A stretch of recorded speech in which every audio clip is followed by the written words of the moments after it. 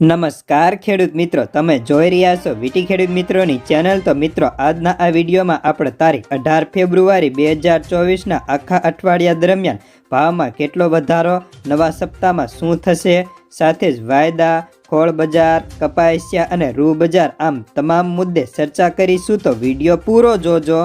તો મિત્રો, વિડીયોમાં આગળ વધતા પહેલા ચેનલમાં નવા આવ્યા હોય તો ખાસ કરી નીચેના સબસ્ક્રાઇબ બટનને દબાવી ચેનલ સાથે જોડાઈ જજો।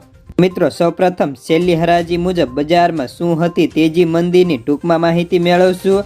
ત્યારબાદ આખા અઠવાડિયાનો સર્વે, ત્યારબાદ રૂ, ખોળ, કપાસિયા અને વાયદાની ચર્ચા કરીશું। મિત્રો, કપાસની શનિવારે હરાજીના સપ્તાહનો છેલ્લો દિવસ હતો, જ્યારે મને 15 રૂપિયા વધ્યા હતા। આખા અઠવાડિયામાં નીચા મથાળેથી લઈને ઊંચા મથાળે સુધી 35 થી લઈને 50 રૂપિયા વધી ગયા હતા અને ભાવ 1400 થી 1520ના હતા। જો કે બોટાદમાં 1535, જામજોધપુરમાં 1595, જામનગરમાં 1555, રાજુલામાં 1551, માણાવદરમાં 1565, તો ધ્રોલમાં સૌથી ઊંચો ભાવ 1621ના સાટા થયા હતા। તો હાલ કપાસની સ્થિતિ સૌપ્રથમ વર્ષની શરૂઆતમાં 1550 થી 1600માં સાટા થતા, ત્યારબાદ ઘટીને 1500 થી નીચે ઉતરી ગયા હતા અને છેલ્લા એક મહિના થી લઈને 2 મહિનામાં ભાવ 1400 થી 1450માં અથડાયા કરતા અને હવે વિદેશી માંગના કારણે ભાવમાં સતત ને સતત સુધારો થઈ રહ્યો હતો। જો કે હજી વૈશ્વિક બજારની તુલનાએ આપણે ત્યાં તેટલો સુધારો દેખાતો નથી। મિત્રો, શંકર રૂના ભાવમાં શનિવારે તેજી અટકીને ન ગળે ઉતરે તેવા સામાન્ય ઘટાડો હતો અને ખાંડીએ માત્ર 100 રૂપિયા ઘટીને 58,000 રૂપિયા હતા। જો કે એવું કહેવાયું હતું કે બહુરાષ્ટ્રીય કંપનીઓની ખરીદી શનિવારે રજા ઉપર હતી, જેના કારણે રૂ બજારમાં સામાન્ય ઘટાડો હતો। સોમવારથી ફરી મૂળમાં આવે તો ખરીદી કરે તો ફરી બજારમાં તેજી આવશે। ન્યુયોર્ક બજાર શુક્રવારે વધી અટકી ગઈ હતી, જેની અસરને લીધે મોટી ખરીદીવાળા થંભી ગયા હતા।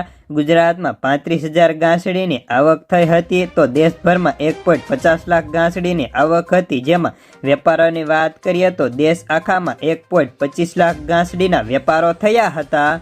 નિકાસના કામકાજો મોટા પાયે થઈ રહ્યા છે અથવા આગળ જતા કપાસ હોય કે એ પૈકી માલ કવર થઈ રહ્યા એવું જણાઈ રહ્યું છે। ન્યુયોર્ક કોટન વાયદા કરતાં આપણે ત્યાં રૂ અત્યારે 7 સેન્ટ સસ્તું છે, એટલે પણ બધા આકર્ષક જણાઈ રહ્યું છે ને બજારમાં અત્યાર સુધીમાં 3 થી લઈને 4 લાખ ગાંસડી ફેબ્રુઆરી મહિના દરમિયાન નિકાસ થઈ ચૂકી છે। જો કે લોકલ બજાર બહુ ભાગી જશે તે નિકાસ કામકાજો ખલકે પહોંચી શકે। બહુરાષ્ટ્રીય કંપનીઓ પણ નાફા બુકિંગ કરી શકે છે। અભ્યાસુઓ કહે છે કે ન્યુયોર્ક બજારના લીધે તેજી થઈ છે, એટલે ત્યાંની તેજી ટકે તો જ આપણે ત્યાં બજાર ટકે, ડરાવવાની વાત નથી, પરંતુ નજરમાં આ મુદ્દો રાખવો કે જો ન્યુયોર્ક બજાર તેજીમાં રહેશે તો જ આપણે ત્યાં તેજી જોવા મળશે।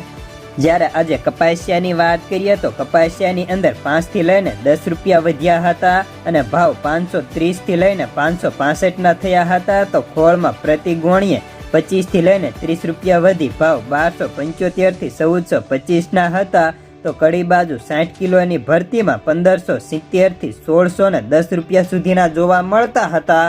જ્યારે હવે વાયદા બજારની ટૂંકમાં માહિતી મેળવીએ તો ન્યુયોર્ક કોટન વાયદાની વાત કરીએ, જેમાં તેજી થઈને ફરી શુક્રવારે વાયદો સાંજના સમયે 93.92 સેન્ટ એટલે કે 94 સેન્ટે બંધ રહ્યો હતો, જેથી અત્યારે ખરીદીવાળા અટક્યા હતા। MCXની વાયદી કરીએ તો MCXની અંદર 560 રૂપિયાની મોટી તેજી થઈને વાયદો 59,960 રૂપિયાની સપાટીએ શુક્રવારે બંધ થયો હતો।